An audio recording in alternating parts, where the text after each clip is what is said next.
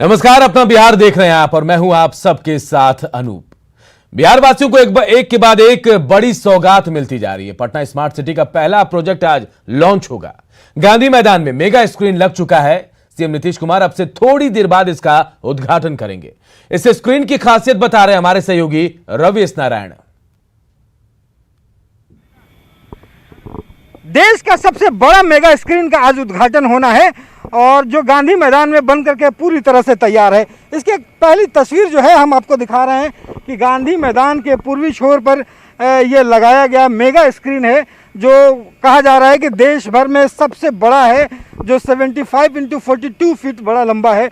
यहाँ पे हर शाम जो है यहाँ के पटना वासी जो हैं वो शाम अंधेरा होते ही यहाँ पे मूवी देख सकते हैं।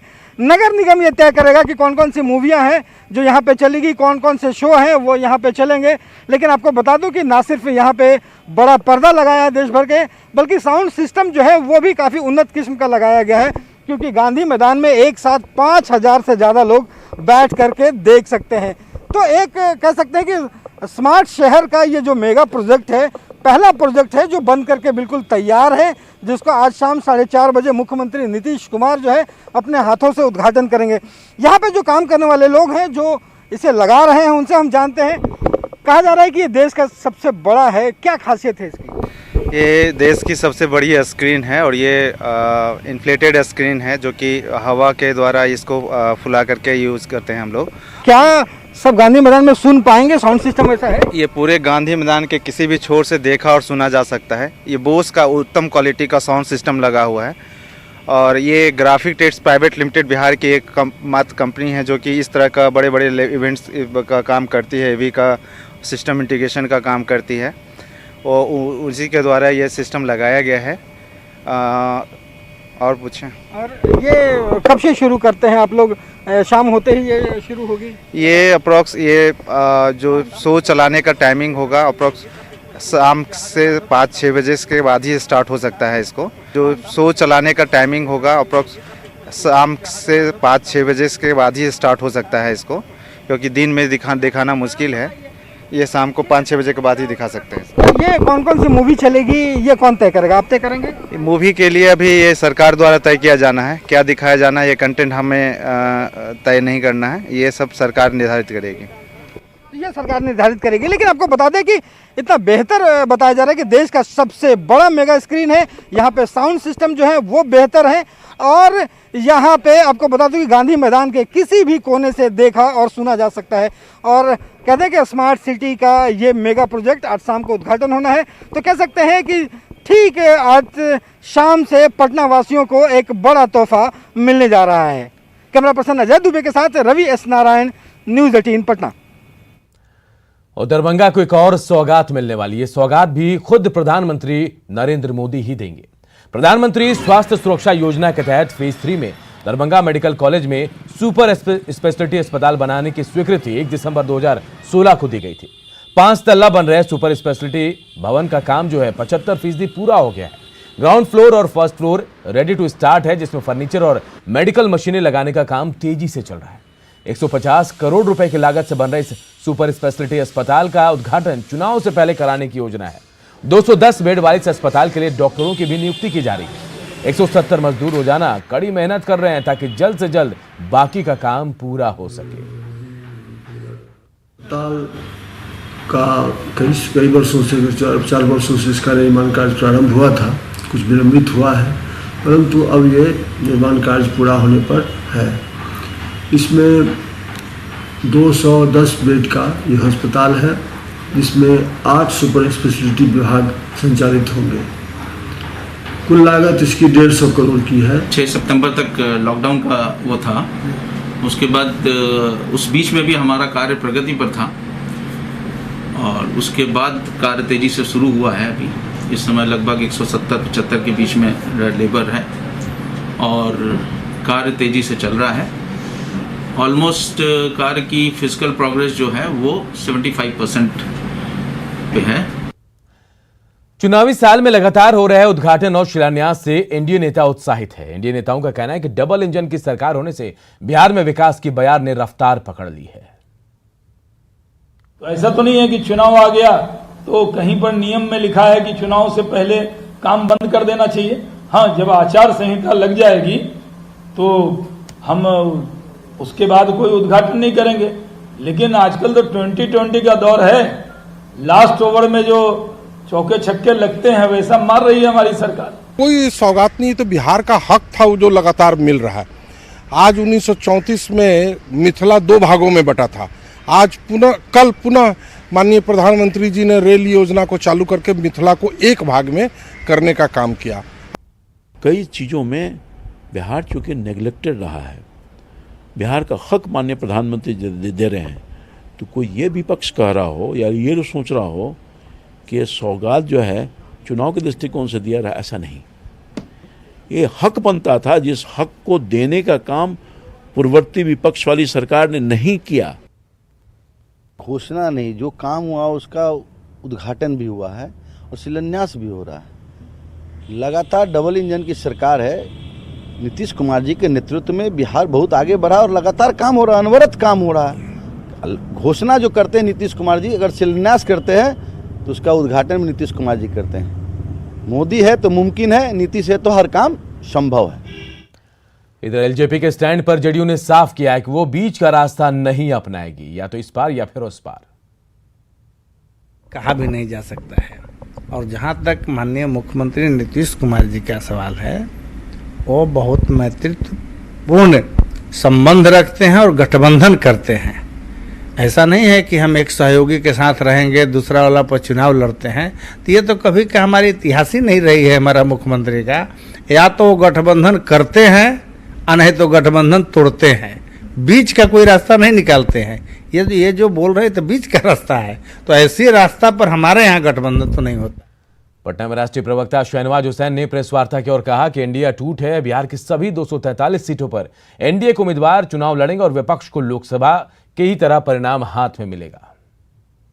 कुश्ती होती है तो उसमें बराबरी और कम और ज्यादा क्या होता है। जब दिल मिले हों तो दल आपस में मिलकर ही निर्णय करते हैं। जो भी निर्णय होगा, कौन कहाँ लड़ेगा, कितनी सीटों पर लड़ेगा, इसमें कोई विवाद नहीं है। मिलजुल कर तय करेंगे। एनडीए लड़ेगा और हम सारी सीटों पर एनडीए का उम्मीदवार होगा। मुस्लिम वोटरों को लुभाने के लिए जेडीयू ने अपनी पूरी ताकत झोंक दी और इसी सिलसिले में जेडीयू ने मुसलमानों की तरक्की में नीतीश कुमार का किरदार नाम से वर्चुअल कॉन्फ्रेंस का आयोजन किया। इसमें सोशल मीडिया के माध्यम से बिहार के कई जिले, खासकर मुस्लिम बहुल इलाकों में जेडीयू कार्यकर्ता और नेता जुड़े।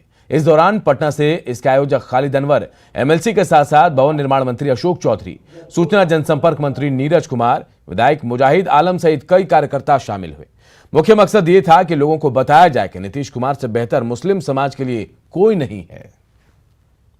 बताने की कोशिश की जा रही वर्चुअल कॉन्फ्रेंस के जरिए कि आज तक मुसलमानों ने जिन पार्टियों पे, राष्ट्रीय जनता दल पे या कांग्रेस पे भरोसा किया, उन पार्टियों ने आपके लिए कुछ भी नहीं किया। न तो तालीम के लिए किया, न तिजारत के लिए किया, न ज़बान के लिए किया। प्रयास कर रहे हैं कि इस वर्चुअल के माध्यम से डिफरेंट जो सेक्टर्स हैं उनके लोगों को जोड़ सके और जोड़ करके अपनी बातों को रख सकें। तो अल्पसंख्यकों के लिए भी माननीय नेता ने बहुत काम किया है। तो राजनीति में हिस्सेदारी, उनके तरक्की के सवाल पर ये तमाम सवालात को कुरान शरीफ से जोड़ करके जो अल्पसंख्यक समुदाय के साथी बोल रहे हैं, उनके जज्बात को भी सलाम और उनके काम की भी सराहना। महागठबंधन में बिखराव की बयार बह रही है। जीतन राम मांझी के साथ छोड़ने के बाद इसकी एक कड़ी टूट गई और संकेत ऐसे मिल रहे हैं कि जल्दी महागठबंधन बिखर जाएगा। कल देर शाम दिल्ली से पटना लौटने के बाद उपेंद्र कुशवाहा तेजस्वी से मिलने पहुंचे। 1.5 घंटे तक दोनों के बीच मुलाकात हुई, लेकिन जब मुलाकात के बाद उपेंद्र कुशवाहा बाहर निकले तो उन्होंने चुप्पी साधी हुई थी।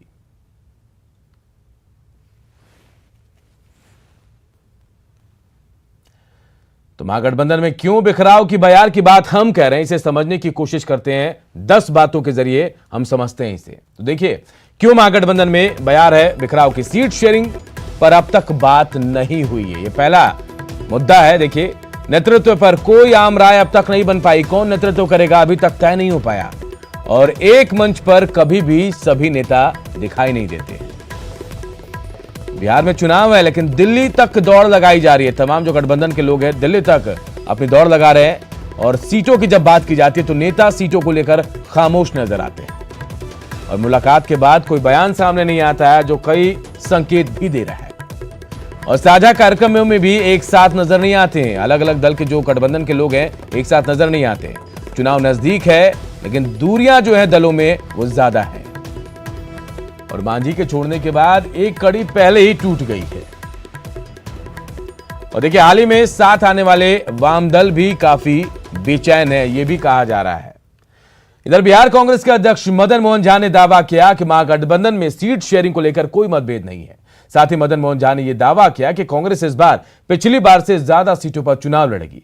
हालांकि मदन मोहन झा ने महागठबंधन में तेजस्वी के नेतृत्व को लेकर साफ साफ कुछ भी नहीं कहा। सीट का फॉर्मूला सब तय है, समय आने पर आपको उसकी सूचना दे दी जाएगी। कहीं कोई पेंच नहीं फंसा हुआ है, ना हम लोगों ने कोई डिमांड किया है और ना हमको इसमें कोई निराशा मिली है। महागठबंधन के नेता एकजुटता की बात अभी दोहरा रहे हैं, तो वहीं सत्ता पक्ष कह रहा है कि सीटों को लेकर महागठबंधन का पेच नहीं सुलझने वाला और सिर्फ एकजुटता जो है वो दिखावा बनकर रह गई है। पहले भी बताया कि अभी थोड़ा वक्त है कि हमारे तमाम गठबंधन के नेता बात कर रहे हैं। जब सारी बातें हो जाएगी, सारा फार्मूला तय हो जाएगा, उसके बाद एक साथ महागठबंधन के तमाम शीर्ष नेतृत्व एक साथ आके आपके सामने बातों को रखेंगे। हमारा कुनबा और मजबूत हो रहा है, माले हमारे पाले में ही रहेंगे, कहीं नहीं जाएंगे। आप देख रहे हैं कि महागठबंधन में एकजुट होकर के सब लोग मजबूती के साथ एनडीए सरकार के खिलाफ है।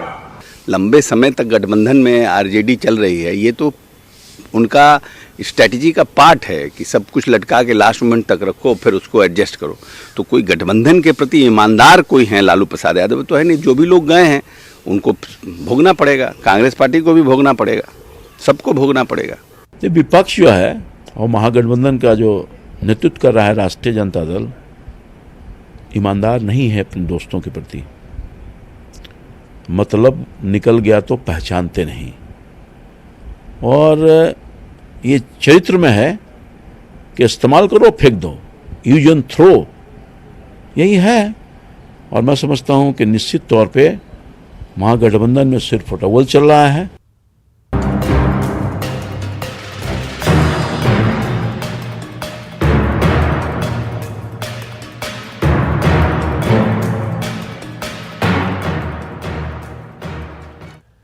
और अगली खबर वैशाली से है, जहां विश्वकर्मा पूजा का प्रसाद खाने से 71 लोग बीमार हो गए। मामला कमतौलिया पहाड़पुर गांव का है। ग्रामीणों की सूचना पर स्वास्थ्य विभाग ने मेडिकल टीम भी गांव में भेजी। सभी को पेट में दर्द, उल्टी और दस्त के साथ बुखार की शिकायत मिली। डॉक्टरों की माने तो सभी लोग फूड पॉइजनिंग के शिकार हुए। हालांकि राहत की बात यह है कि सभी लोग खतरे से बाहर हैं। फूड पॉइजनिंग के शिकार होने वालों में महिलाएं और बच्चे भी शामिल हैं। पटना के वीणा सिनेमा के पास ऑटो चालकों ने जमकर हंगामा किया। ऑटो चालकों के प्रदर्शन के कारण यहां पर सड़क पर भीषण जाम लग गया। ऑटो चालकों का आरोप है कि पुलिस ने उनकी बेवजह यहां पिटाई की है।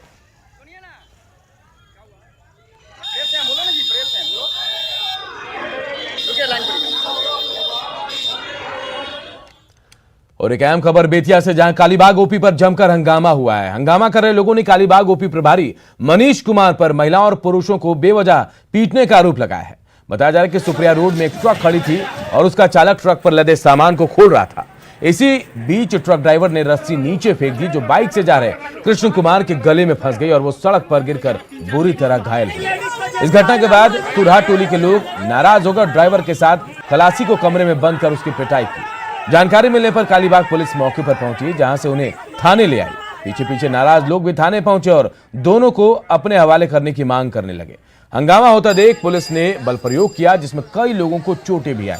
फिलहाल तुरहा टोली के लोग थाने के सामने धरने पर बैठे हैं और ओपी प्रभारी मनीष कुमार पर कार्रवाई की मांग कर रहे हैं। आपको बता दें कि मनीष कुमार पर पहले भी लोगों की पिटाई करने का आरोप लग चुका है।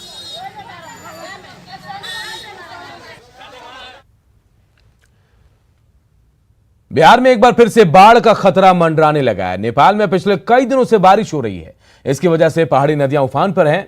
गौनाहा और नरकटियागंज के कई गांवों में बाढ़ का पानी भर गया है। नदियों के बढ़ते जलस्तर से ग्रामीण सहमे हुए हैं। मरजदी गांव के अप्रोच पथ को काटाहा नदी में बहा ले गई है, जिसके कारण गांव का संपर्क प्रखंड मुख्यालय से कट गया है। वहीं पंडई नदी का पानी नरकटियागंज के नंदपुर और कृषि विहार इलाके में तेजी से फैल रहा है।